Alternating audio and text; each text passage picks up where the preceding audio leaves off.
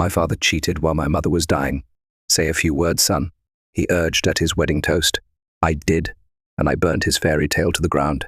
He called me a disgrace, so I raised my glass and spoke the truth. By the time I finished, his best man dropped his drink, and the bride screamed. The chaos erupted at that moment. My father branded me shameful for failing to toast his new bride during the wedding. I stood, held out my glass, and declared, "Here's to the woman who was sleeping with my father while my mother was dying." His best man's champagne crashed to the floor. His bride let out a piercing shriek. The priest departed after the upheaval. Laughter, clinking glasses, and the hum of an expensive live band playing a gentle love tune filled the ballroom of the Fairmont Hotel in downtown Chicago. Everything about the scene was impeccably elegant: golden candlesticks, white floral centerpieces, and neatly folded linen napkins, beside plates that likely cost more than my rent. This wedding screamed wealth in every detail. It was ostentatious, absurd, and, frankly, offensive. My dish remained nearly untouched, my whiskey glass half empty, as I sat at a round table near the front.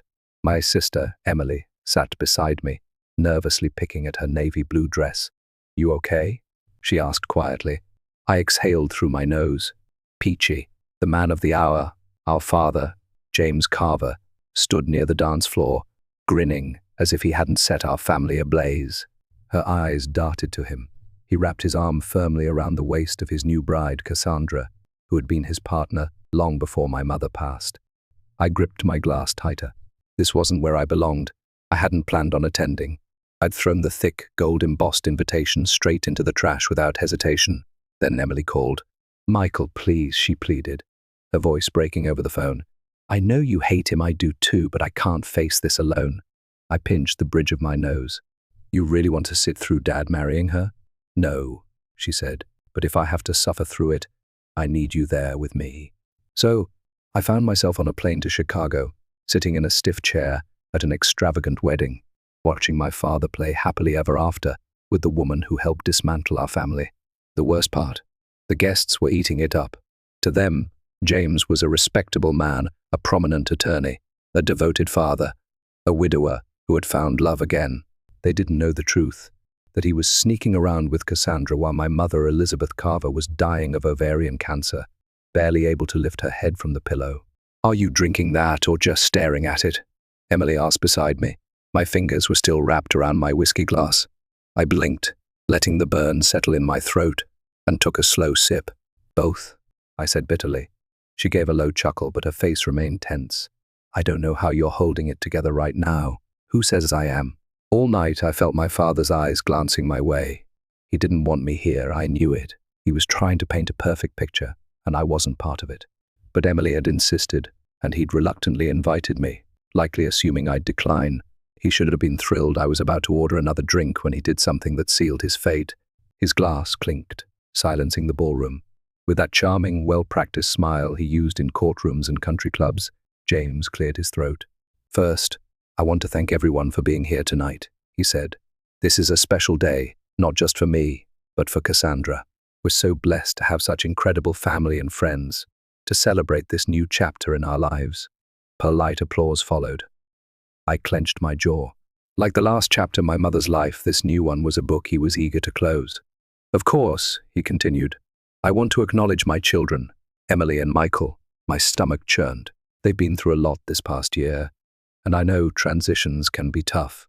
But Emily, sweetheart, you've been such a strong, beautiful soul through it all.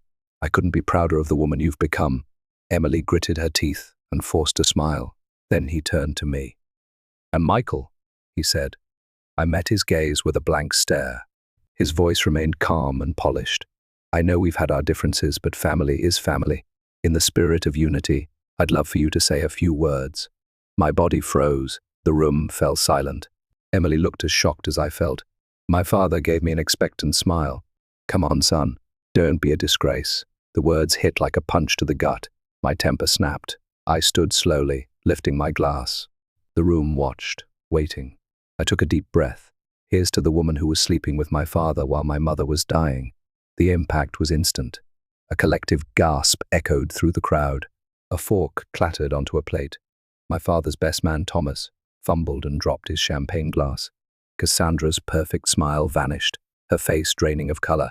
Then the chaos began. Cassandra screamed, "What the hell, Michael?" Her voice cut through the silence like a blade. Whispers rippled through the room. Did he just say, "Oh my God"? James's face hardened. "Sit down." I didn't move. No. Anger flashed in his eyes. "You have no idea what you're talking about, really?" I asked with a bitter laugh. "Because I remember Mum crying herself to sleep when you'd work late. I remember the whispers, the hotel receipts, the perfume on your shirts that wasn't hers. I remember everything." Cassandra's fists clenched. "You're lying." "Am I?" I shot back. "Because last I checked, mistresses don't usually get wedding rings." Beside me, Emily choked back a sob. My father boomed, "Enough. You will not ruin this night." I sneered. "Ruin it, Dad? You ruined it. You ruined us and you don't even care." The tension in the room was suffocating. The priest stood, removed his glasses, and sighed. "You know what? I'm done," he muttered, walking out. The murmurs turned into full-blown conversations. Furious, James turned to me. "Get out." I set my glass down carefully. Gladly. As I left the reception without looking back, my heart pounded in my ears.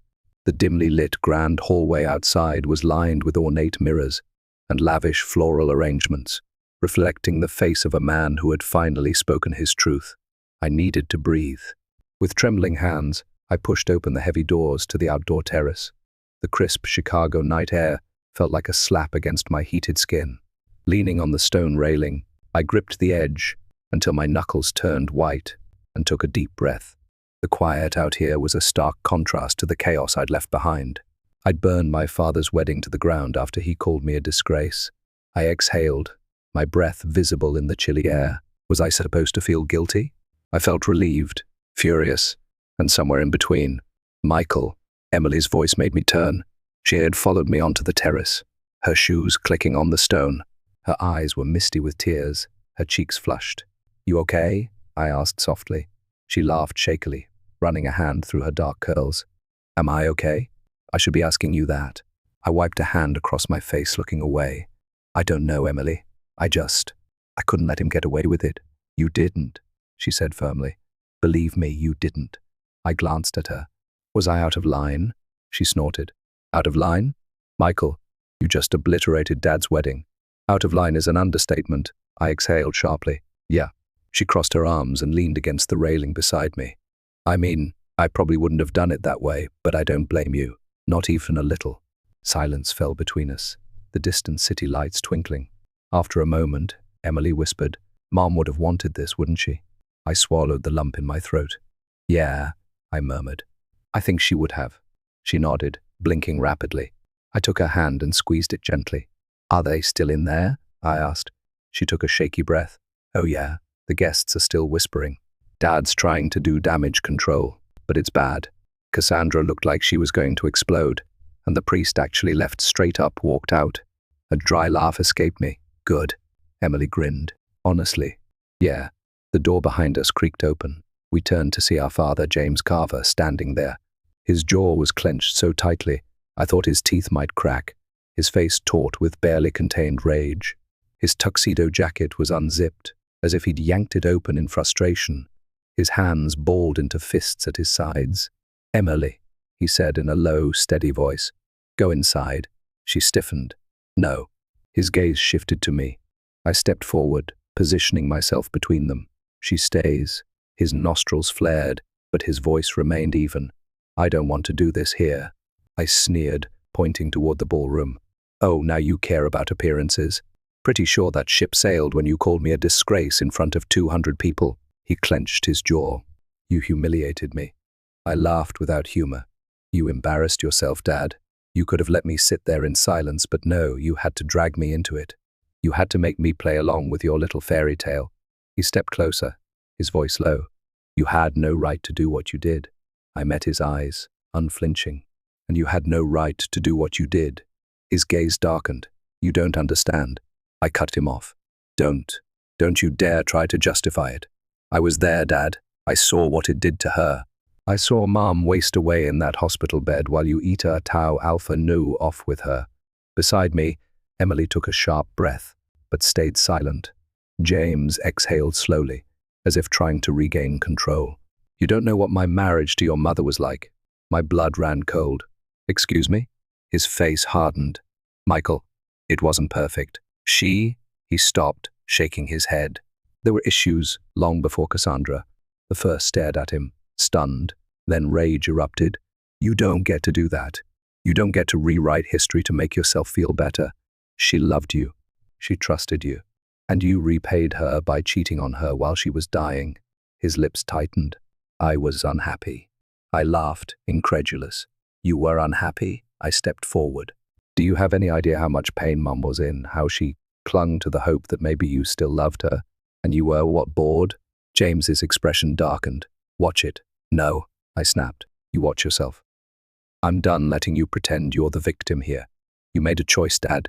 You chose Cassandra over Mum, over us. For the first time in my life, I saw something like guilt flicker across my father's face, but it vanished quickly. He smoothed a hand down his tuxedo, straightening. His voice was icy. If you walk away from me now, you walk away for good. Is that what you want? I looked at him. He thought he could scare me back into submission. He didn't understand. I'd already lost my mother. I wasn't afraid of losing him. I squared my shoulders and met his eyes with calm certainty. Yes, that's exactly what I want. Beside me, Emily gasped softly, but didn't stop me. James's face remained impassive, his jaw tightening behind an unreadable mask. Then don't come crawling back when you regret it, he said. I shook my head, exhaling. I won't. I turned and walked away. After a brief hesitation, Emily followed. We didn't look back. The weight of everything pressed down on us as we moved away from our father, the cold air stinging my skin. My breath was shallow, my legs heavy, but I kept walking. My father didn't call after us. He didn't try to stop me. Good. I didn't expect he would. James Carver wasn't the type to chase what he'd already discarded. Emily and I reached the hotel's side entrance, where a few staff members were smoking. They were too caught up in the ballroom drama to notice us pass. Emily wrapped her arms around herself and sniffed. You okay? I asked softly. She laughed dryly, shaking her head. Am I okay? Michael, the first don't even know what just happened in there. She stopped walking and faced me. Do you realize what you just did? I ran a hand through my hair. Yeah, I do. She studied my face. And do you regret it? I paused for a moment. No, not even a little. Emily nodded, exhaling shakily. Yeah, she said quietly. Me, neither. The sounds of distant traffic filled the silence as we stood there. Then Emily laughed again, a real, gasping, slightly incredulous laugh. Jesus Christ, Michael. The priest walked out. I grinned despite myself. Yeah, that was something. She shook her head, still smiling. Then her expression sobered. What do we do now? I exhaled and looked up at the Chicago night sky. I don't know, I said, but I know I'm not going back there. Emily glanced toward the hotel entrance, biting her lip. The faint sounds of music and muffled voices lingered in the air. Should we just leave? She asked. I looked at her. Should we stay? She considered it, then nodded. Fair point. As we turned toward the parking lot, the door behind us swung open. Michael. We turned. It was Cassandra, her wedding dress a stunning, form-fitting gown with intricate lace, hiked up at the hem, as if she'd run after us. Her face was twisted with fury, her flawless makeup slightly smudged, her blonde hair faintly disheveled. Emily groaned softly. Oh, for God's sake. Cassandra stormed toward us, heels clicking sharply on the pavement. She jabbed a manicured finger into my chest. You ruined my wedding. I tilted my head. Did I? Or did you ruin your own life when you decided to sleep with a married man? Her eyes blazed. You arrogant little careful, I interrupted. Wouldn't want a guest to hear the blushing bride throwing a tantrum. She stomped her foot. Really? You think this is funny? You think humiliating us in front of everyone was some kind of win for you? I crossed my arms. I think it was the truth, something neither of you seems familiar with. Her nose wrinkled. You selfish little brat. Beside me, Emily inhaled sharply. Whoa. Cassandra stepped closer. Your father gave you everything. He built a life for you. And this is how you repay him. I exhaled slowly, deliberately. You want to talk about repayment, Cassandra? My mother spent 25 years loving a man who betrayed her while she was fighting for her life. And you, I gestured at her. You were part of it. You don't get to stand here in your stolen wedding dress and play the victim. Her mouth opened, then closed, speechless. Emily muttered a quiet, "Damn." Cassandra recovered quickly. "Your father doesn't deserve this. He's been through enough." Something inside me snapped. "He's been through enough?" I said, my voice harder, angrier. "Do you hear yourself? My mother died, and you think he was the one who suffered?" Cassandra's face contorted. "Elizabeth, don't say her name," I cut in sharply. She froze. I stepped forward, lowering my voice. "You don't get to pretend you cared about her. You don't get to act like this wedding was some beautiful new beginning when we all know what it really is." Her jaw tightened as she swallowed hard. My voice was calm but lethal. "You're just another chapter in a book of lies." For the first time that night, she was silent. Emily crossed her arms. "Are we done here?" Cassandra's lips pressed into a thin line. Without a word, she spun on her heel and stormed back toward the hotel. "Wow," Emily mumbled. "That was dramatic." I exhaled slowly. "Yeah, I'm exhausted." She gave me a look. "Are you really okay?" I paused. "I don't know," I said, "but I think I will be." She nodded slowly, then smirked. "So, since we're already dressed up and out in the city, want to get some overpriced cocktails somewhere fancy and pretend we belong there?" A small smile tugged at my lips. "That might be the best idea you've had all night." She looped her arm through mine. "Then let's get the hell out of here." We left the wreckage of my father's wedding behind and walked away from the Fairmont Hotel. For the first time in a long time, I felt free. As Emily and I strolled through the bustling Chicago streets, the city's energy enveloped us. I welcomed the bracing cold air, needing anything to clear my mind. Emily tucked her arm through mine. "Are you really going to be okay?" she asked. I exhaled slowly. "I think so." She shrugged. "Honestly, I thought I'd feel guilty. I thought I'd be panicking about how we just set Dad's life on fire. But," she trailed off, then smiled. "I feel amazing." I laughed, sighing. "Good." We ended up at a cocktail bar in River North, a sleek lounge filled with people who looked like they belonged on magazine covers. We didn't fit in, but Emily insisted, and I figured we deserved something upscale after everything we'd endured. We ordered 2 exorbitantly priced drinks and settled into a leather booth at the back, letting the night wash over us. After a while, Emily stirred her martini and said, "You know he's going to come after us, right?" I nodded. "Yeah, but I don't care." She grinned. "So, what's next?" I sipped my whiskey slowly. "We finish what we started." And we did exactly that. By the next morning, my father's wedding had gone viral. When Emily and I woke up, our phones were flooded with missed calls, texts, and social media notifications. The scandal had spread like wildfire. My toast had been recorded by several guests, and once someone posted it online, the internet did what it does best. The video exploded. Groom's son exposes affair at wedding. Chicago lawyer's big day turns into public meltdown. Brutal wedding toast calls out father's infidelity, and we're here for it. Emily nearly choked on her coffee when she saw the headlines. "Holy crap, Michael, we broke the internet." I scrolled through the comments on one video. "Justice for Elizabeth." Imagine being called out like this on your wedding day. Couldn't be me. The priest walking out was iconic. Karma in real time. I couldn't hold back a laugh. Finally, my father's true character was exposed to the world. As she kept scrolling, Emily asked, "Do you think Dad's seen it yet?" Right on cue, my phone rang. "Carver, James." I let it ring.